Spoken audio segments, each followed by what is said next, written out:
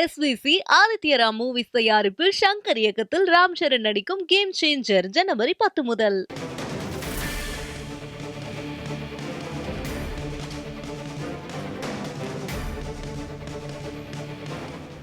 முக்கிய செய்தி: ஸ்ரீவில்லிபுத்தூர் ஆண்டாள் கோயில் விவகாரம் தொடர்பாக இளையராஜா விளக்கம் அளித்திருக்கிறார். இது பற்றிய கூடுதல் விவரங்களை வழங்குவதற்காக செய்தியாளர் சாமுவேல் இணைப்பில் இருக்கிறார்.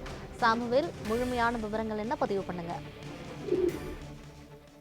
யுவராணி, ஸ்ரீவில்லிபுத்தூர் ஆண்டாள் கோவிலில் நடைபெற இருந்த திவ்ய மருத்துவம் கலந்து கொண்ட பிரபல இசையமைப்பாளரும் மாநிலவை உறுப்பினருமான இளையராஜா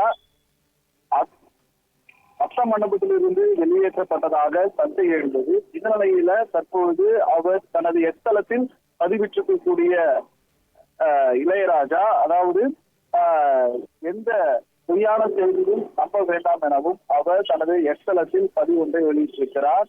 நடக்காததை நடந்ததாக பரப்புகிறார்கள். இந்த வதந்தியை ரசிகர்கள் மக்கள் யாரும் நம்ப வேண்டாம் எனவும் அவர் தனது எக்ஸ்தலத்தில் பதிவிட்டிருக்கிறார். மார்கழி மாதம் தொடங்கி இருப்பதால் முன்னிலையில் தமிழகத்தில் முழுவதும் உள்ள பெருமாள் கோவில்கள், அம்மன் கோவில்களில் சிறப்பு பூஜைகள் நடைபெற்று வருகிறது. இந்த நிலையில் உலக பிரசித்தி பெற்ற ஸ்ரீவில்லிபுத்தூர் ஆண்டாள் திருக்கோவிலில் மார்கழி மாதத்தை முன்னிட்டு திவ்ய பசுரம் என்ற பெயரில் இசை நிகழ்ச்சியும் அதே போல நாட்டிய அஞ்சலி நிகழ்ச்சியும் நடைபெறும் என அறிவிக்கப்பட்டிருந்தது. இந்த நிகழ்ச்சியில் பிரபல இசையமைப்பாளர் இருக்கக்கூடிய இளையராஜா கலந்து கொண்டார்.